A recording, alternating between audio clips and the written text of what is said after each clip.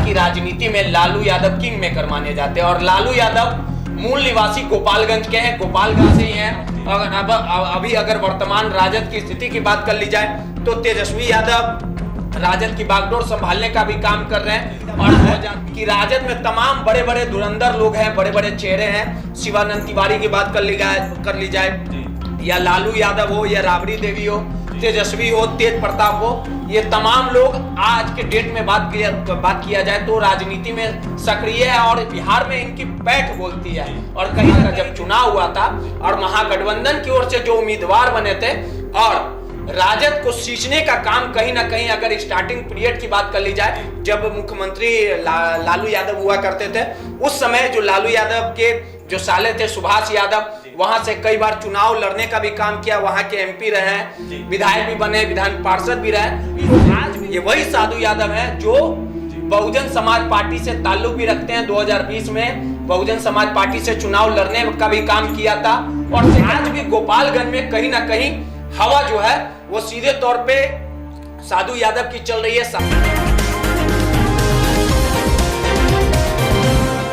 नमस्कार, NBC 24 news देख रहे हैं आप। मैं हूं आपके साथ अभिषेक। आज हमारे साथ बात करने के लिए हमारे सहयोगी रोहित हैं। रोहित से बात करेंगे गोपालगंज उपचुनाव को लेकर। रोहित, सबसे पहला सवाल रहेगा आपसे, जिस तरीके से 2000 के बाद देखा जाए तो राजद अभी तक गोपालगंज में अपना परचम नहीं लड़ा पाई है। देखा जाए तो 22 साल हो गया है और उपचुनाव होना है, क्या कुछ नहीं? देखिए, सीधे तौर पे आपको समझाना चाहेंगे अभिषेक कि बिहार की राजनीति में लालू यादव किंग मेकर माने जाते हैं और लालू यादव मूल निवासी गोपालगंज के हैं। गोपालगंज से ही राजनीति की उन्होंने शुरुआत की।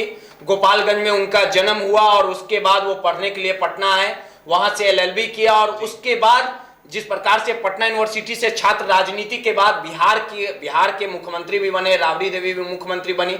लेकिन हालिया कुछ 2 दशकों की बात कर ली जाए तो गोपालगंज से जिस प्रकार से अभी तक राजद जो है वो परचम नहीं लहरा पाया और ये सीट इसी कारण हॉट सीट है क्योंकि लालू यादव वहां के मूल निवासी हैं। और अभी अगर वर्तमान राजद की स्थिति की बात कर ली जाए तो तेजस्वी यादव राजद की बागडोर संभालने का भी काम कर रहे हैं और 2020 में बिहार विधानसभा का चुनाव भी हुआ था। राजद सबसे अधिक पार्टी विधायक भी जीतने का काम किया और सबसे बड़े पैठ की बात कर ली जाए तो जिस प्रकार से जो ये उपचुनाव होगा, सुभाष सिंह जो भाजपा के विधायक थे, 2020 के बिहार विधानसभा का जो चुनाव हुआ था जिसमें उन्होंने जीत हासिल की थी और उनके निधन के बाद ये सीट अब खाली हो चुकी है। लेकिन सबसे बड़ी विडंबना है कि राजद में तमाम बड़े बड़े धुरंधर लोग हैं, बड़े बड़े चेहरे हैं। शिवानंद तिवारी की बात कर ली जाए या लालू यादव हो या राबड़ी देवी हो, तेजस्वी हो, तेज प्रताप हो, ये तमाम लोग आज के डेट में बात किया जाए तो राजनीति में सक्रिय है और बिहार में इनकी पैठ बोलती है।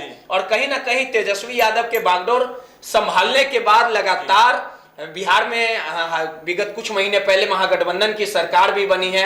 लगातार हर एक मोर्चे पे आप फ्रंट पे जो तेजस्वी यादव है उनको देखने का भी काम करते होंगे।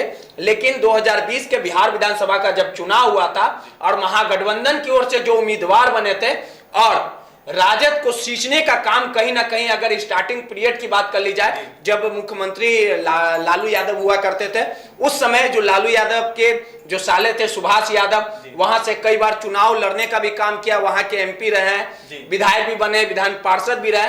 तो आज भी गोपालगंज में कहीं ना कहीं हवा जो है वो सीधे तौर पे साधु यादव की चल रही है। साधु यादव की अपनी एक अलग पैठ है।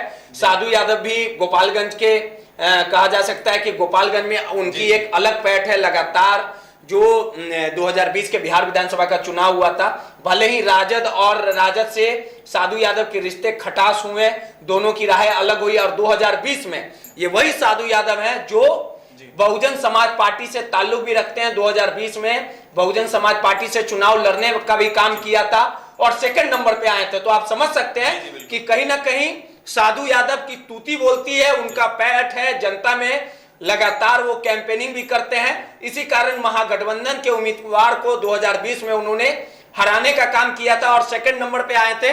और आशंका जाहिर की जा रही है कि जब चुनाव आयोग की तरफ से जो गोपालगंज में उपचुनाव होगा और जब चुनाव की घोषणा की जाएगी तो बहुजन समाज पार्टी से साधु यादव चुनाव लड़ेंगे।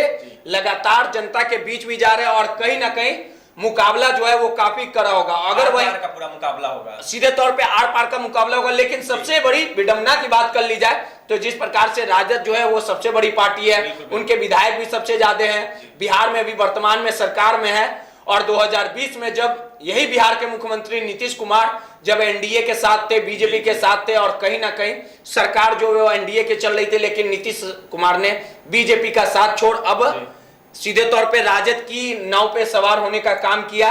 तो तेजस्वी यादव भी चाहेंगे कि जो गोपालगंज का जो चुनाव हो उसमें जो 22 साल से लगातार उनकी पार्टी ने, उनके उम्मीदवार ने परचम लहराने का काम नहीं किया, तो सीधे तौर पे उनके उम्मीदवार को उतारा जाए और ऐसा उम्मीदवार उतारा जाए जो साधु यादव को टक्कर दे। वहीं भाजपा की बात कर ली जाए तो भाजपा की ये जीती हुई सीट है, भाजपा भी चाहेगी कि जो गोपालगंज का उपचुनाव हो वो किसी भी कीमत पर इसे हारा नहीं जाए, और इसके लिए आशंका जाहिर की जा रही है कि सुभाष सिंह की जो परिवार के जो लोग होंगे या कोई अच्छा उम्मीदवार होगा या उनकी पत्नी होगी, अभी नाम पे तो मोहर नहीं लगी है, लेकिन इतना जरूर जाहिर किया जा रहा है कि कहीं ना कहीं सुभाष सिंह के किसी नजदीकी परिवार के मेंबर को उतारा जाएगा, और इस चुनाव को जीतने के लिए भाजपा भी कहीं ना कहीं पूरी तरह से तैयार है। और आशंका जाहिर की जा रही है कि गोपालगंज, आपको याद होगा कुछ दिनों पहले तेजस्वी यादव गोपालगंज गए थे, लगातार कई कार्यक्रमों का उद्घाटन भी किया, तो तेजस्वी यादव भी चाहेंगे जो उनकी सीट है 22 सालों से जो उनका हाथ खाली है, कोई भी उनके उम्मीदवार जीत नहीं पा रहे, तो किसी भी कीमत पे गोपालगंज का जो सीट है वो जीता जाए। लेकिन इतना राह जो है वो आसान नहीं है, क्योंकि जो साधु यादव है वो राजनीति के माहिर खिलाड़ी भी माने जाते हैं, पुराना उनका अनुभव है,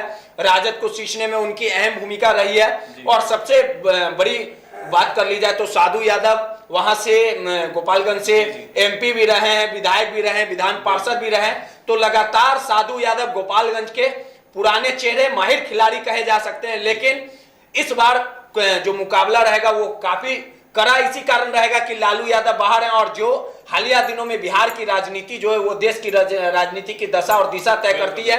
लालू यादव खुद बाहर है और तमाम चीजों को लालू यादव ही गेम प्लान करेंगे, और आने वाला समय बताएगा कि जो गोपालगंज का जो उपचुनाव होगा उसमें किस प्रकार से जो तमाम रणनीति है, साधु यादव किस प्रकार से रणनीति तैयार करते हैं, या गोपालगंज का जो चुनाव होगा उसमें किस कैंडिडेट को लालू यादव उतारते हैं, ये तमाम चीजें आने वाले समय में साफ होगा।